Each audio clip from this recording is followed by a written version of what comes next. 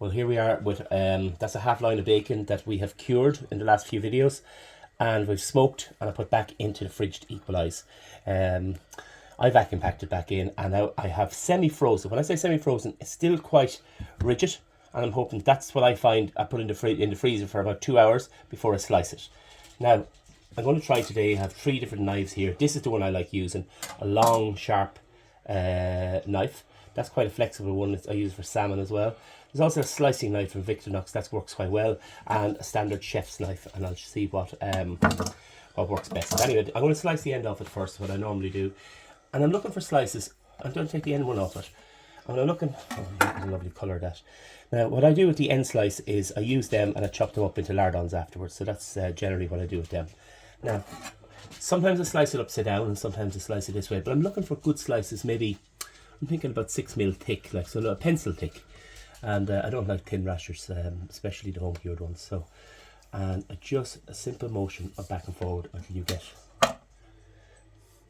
that. Now, as I said to you, about that thick is what I'm cutting them. But now, some of them can be done, I see a lot of lads say to slice them upside down and it works better. But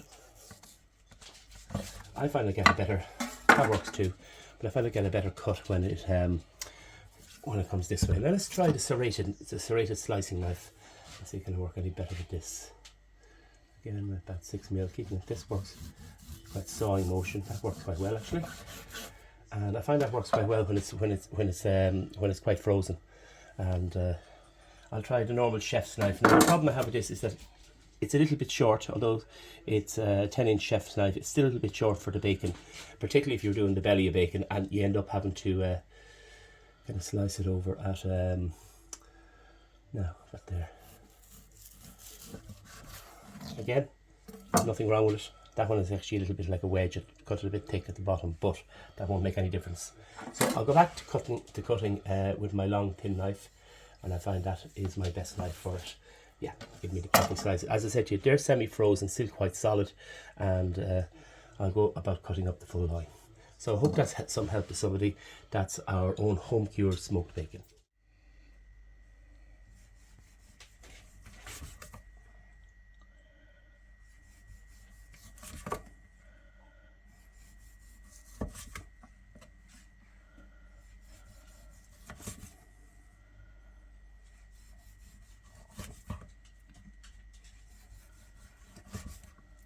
Now, where would you get a 6-pack of rashers like that?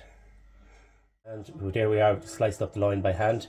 And then when you get to the very end piece, I always chop it up into bacon lardons, and you can't beat them for putting into something in a scrambled egg or in with spaghetti, a bolognese or something like that, or a carbonara. They're absolutely fantastic, with a lovely smoke flavour. And then there was a few slices, of course, along the way that didn't make it into the best standard. So again, same story, just make them into little lardons, bag them up, you can freeze them and use them anytime, throw them into, as I said, a pasta dish or whatever suits, and you will not beat smoked bacon lardons like that. So that's the bacon all done.